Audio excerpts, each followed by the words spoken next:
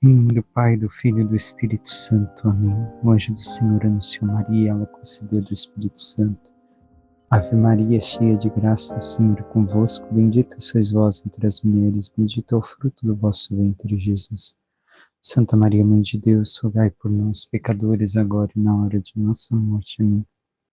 Eis aqui a serva do Senhor, faça-se em mim segundo a vossa palavra. Ave Maria, cheia de graça, o Senhor é convosco. Bendita sois vós entre as mulheres, bendito é o fruto do vosso ventre, Jesus. Santa Maria, Mãe de Deus, rogai por nós, pecadores, agora e na hora de nossa morte. Amém. O Verbo divino se fez carne e habitou entre nós. Ave Maria, cheia de graça, o Senhor é convosco. Bendita sois vós entre as mulheres, bendito é o fruto do vosso ventre, Jesus.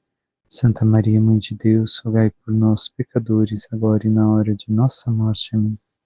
Rogai por nós, Santa Mãe de Deus, para que sejamos dignos das promessas de Cristo. Oremos, infundi, Senhor, em nossas almas a vossa graça, como vos pedimos, para que nós, que por anunciação do anjo viemos a saber o mistério de vossa encarnação, paixão e morte de cruz, cheguemos um dia à glória eterna dos céus, pelo mesmo Cristo, Senhor nosso. Amém. Caríssimo irmão e irmã, hoje nos encontramos para meditar a liturgia da sexta-feira, da segunda semana da Quaresma. E o que o Senhor tem a dizer a cada um de nós no dia de hoje? Tenhamos em conta, a primeira leitura é a história de José. José qual? Aquele que viria posteriormente a ser chamado de José do Egito. Escutemos.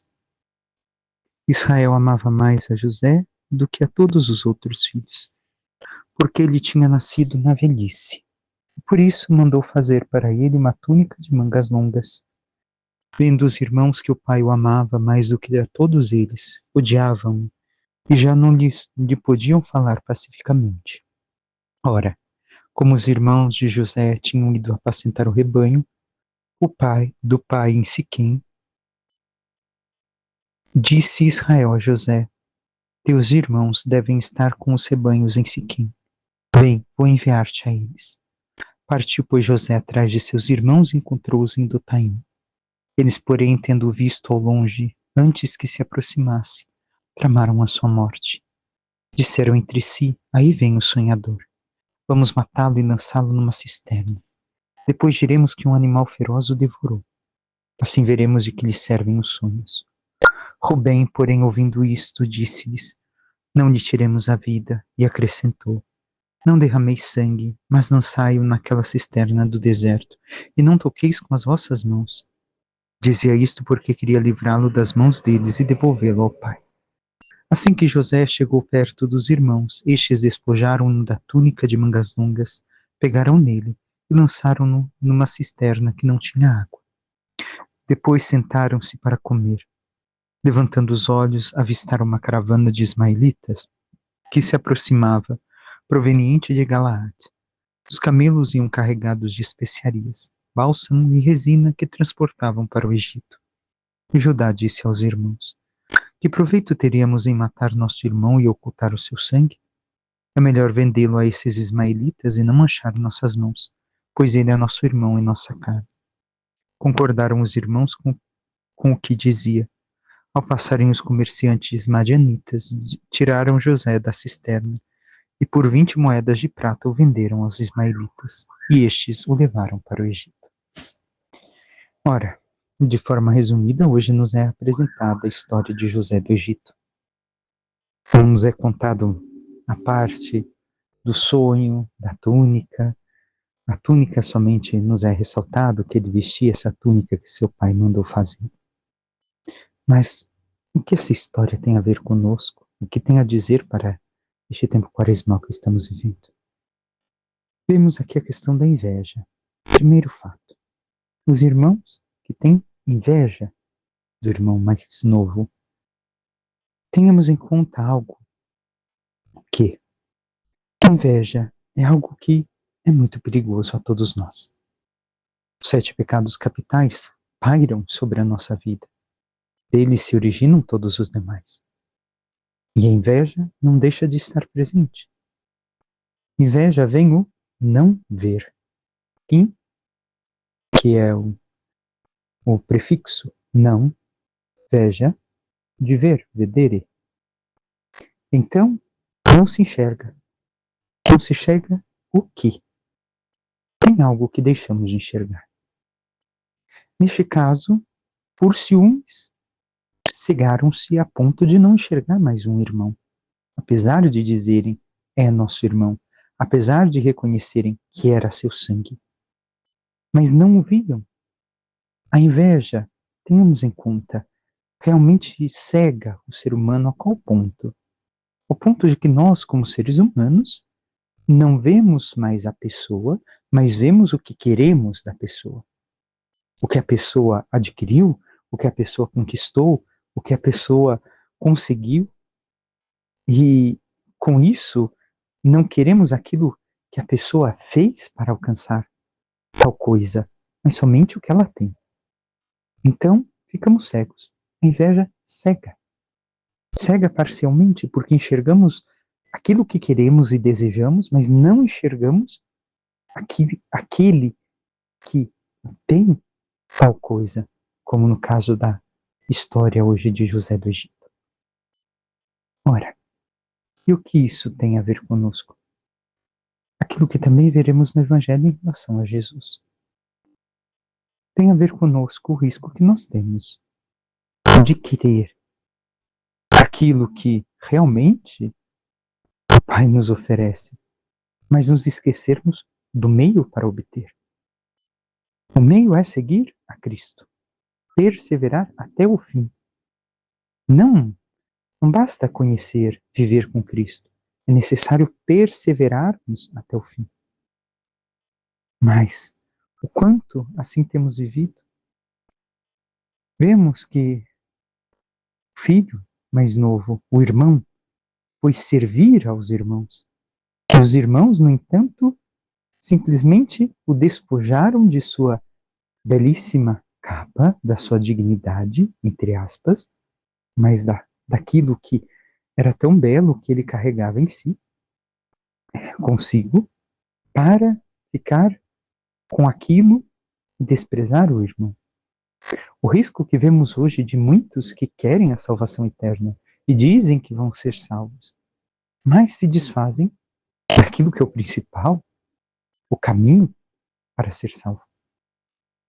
Então, a leitura de hoje nos recorda justamente isso. Temos caminhado enxergando verdadeiramente tudo que Deus nos diz, enxergando a Jesus e imitando e reconhecendo que o Filho é Ele, e nós somente participamos nele da filiação divina? Ou temos buscado despojar daquilo que achamos ser nosso, de nosso direito, sem viver verdadeiramente aquilo que devemos viver? O Salmo 104 e 105 nos diz: lembrai sempre as maravilhas do Senhor. E aqui nós devemos de recordar, em especial nos momentos mais difíceis, as maravilhas do Senhor. Por quê?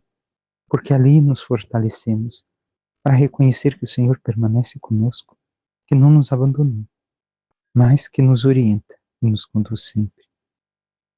E depois passemos ao Evangelho que hoje nos diz São Mateus.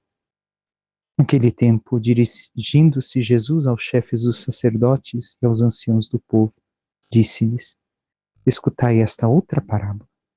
Certo proprietário plantou uma vinha, pôs uma cerca em volta, fez nela um lagar, para esmagar as uvas e construir uma torre de guarda. Depois arrendou a vinhateiros e viajou para o estrangeiro. Quando chegou o tempo da colheita, o proprietário mandou seus empregados aos vinhateiros para receber seus frutos. Os vinhateiros, porém, agarraram os empregados, espancaram a um, mataram a outro, e ao terceiro apedrejaram. O proprietário mandou de novo outros empregados em maior número do que os primeiros, mas eles os trataram da mesma forma. Finalmente, o proprietário enviou-lhes o seu filho, pensando: ao meu filho eles vão respeitar. Os vinhateiros, porém, ao verem o filho, disseram entre si: este é o herdeiro. Vinde, vamos matá-lo e tomar posse da sua herança. Então agarraram o filho, Jogaram-no para fora da vinha e o mataram. Pois bem, quando o dono da vinha voltar, o que fará com esses vinhateiros? Os sumos sacerdotes e os anciãos do povo responderam: com certeza mandará matar de modo violento esses perversos e arrendará a vinha a outros vinhateiros, que lhe entregarão os frutos no tempo certo. Então Jesus lhes disse: vós nunca lestes nas Escrituras? A pedra que os construtores rejeitaram tornou-se a pedra angular. Isto foi feito pelo Senhor e é maravilhoso aos nossos olhos? Por isso eu vos digo: o reino de Deus vos será tirado e será entregue a um povo que produzirá frutos. Os sumos sacerdotes e fariseus ouviram as parábolas de Jesus e compreenderam que estava falando deles. Procuraram prendê-lo, mas ficaram com medo das multidões, pois elas consideravam Jesus um profeta.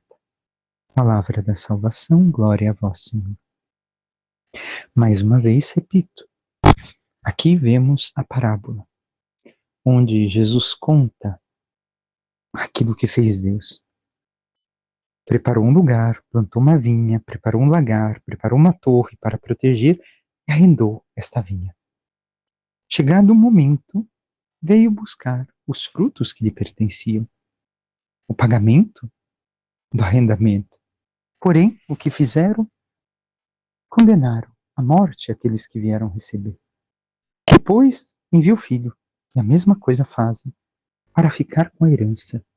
Ora, sabemos que se trata de Jesus, sabemos que se trata dos profetas também, mas o que isso tem a ver conosco? A vinha plantada era Israel, a vinha plantada somos nós, é a nossa vida, que Deus, com tanto carinho, gerou, cuidou, formou, preparou, para que nós cuidássemos da nossa vida, cuidássemos do nosso corpo, mas para que desse frutos para Deus. Qual é o problema? Nós nos achamos donos daquilo que não nos pertence. Ora, o mundo não é nosso, as coisas não são nossas, a vida, o nosso corpo, não é nosso. Dentro pouco, não sabemos quanto tempo, teremos que devolver ao pó da terra. Por quê? Porque pertence ao Senhor. E o que isso tem a ver? Como cuidamos? O Senhor vem sempre ao nosso encontro, sempre envia operários, sempre envia pessoas para buscar em nós os frutos que nós devemos de dar. Porque estamos, ou melhor, deveríamos estar cuidando bem da vinha do Senhor, da nossa vida, da nossa alma, do nosso corpo, das coisas que o Senhor colocou sob os nossos cuidados. Porém, muitas vezes, nós somos como aqueles vinhateiros, que tudo o que temos arrendado, achamos que pertence a nós. E destratamos o dono, o verdadeiro dono da nossa vida. Como destratamos? Quando não ouvimos aquilo que os seus mensageiros nos trouxeram, e por excelência o Filho, a lei, os mandamentos, os ensinamentos da igreja, a fé. E quando não vivemos tudo isso, nós basicamente condenamos, entre aspas, a morte todos estes, inclusive o próprio Jesus, para tomarmos conta de uma vinha que não é nossa. O que fará conosco o Senhor? Sempre tentará, uma vez e outra vez, receber aquilo que nós espera de nós, os frutos de amor, é o que Ele espera. Não quer escravos, quer pessoas que o amem, porque Ele nos trata com amor, Ele nos guia com amor, Ele nos concede tudo por amor. Mas nós, irmão e irmã, como temos realizado? Como temos nos relacionado com o Senhor? Realmente com esse amor justo, sincero, onde entregamos nossa vida a Ele, onde o amamos com todo o coração, onde vivemos o Evangelho, a santidade, e assim entregamos os frutos no tempo oportuno, no tempo que o Senhor espera? Ou somos como os vinhateiros, ladrões, achando que tudo nos pertence e que o Senhor, o que lhe pertence, é muito pouco. Porque eu fiz, eu conquistei, eu trabalhei, eu faço, eu aconteço. Se for assim, irmão, irmã, nós também condenamos a expulsão da vinha e a morte, o próprio Cristo. Não ele, mas a sua palavra, a sua vontade, o seu amor. E assim, recordemos que aquele cruel destino que disseram os fariseus será reservado a nós, por não vivermos este amor sincero ao Pai. E esta vida entregue à santidade. Peçamos à Santíssima Virgem Maria, nossa Mãe, que interceda por cada um de nós, que nos ajude cada vez mais reconhecermos que tudo o que temos pertence ao Senhor. Nosso tempo para rezarmos, para nos entregarmos a Ele, para vivermos para Ele, onde nós não temos posse de nada, mas sim administramos aquilo que o Senhor nos concede.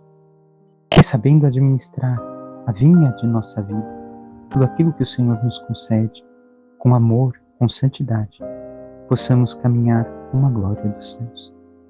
Louvado seja nosso Senhor Jesus Cristo, para que sempre seja louvado. Por intercessão da Santíssima Virgem Maria, de todos os santos e anjos de Deus, desça sobre vós, vossas famílias, vosso trabalho e tudo que vos pertence, a bênção de Deus Todo-Poderoso, Pai, Filho e Espírito Santo. Amém. Um santo e abençoado dia a todos.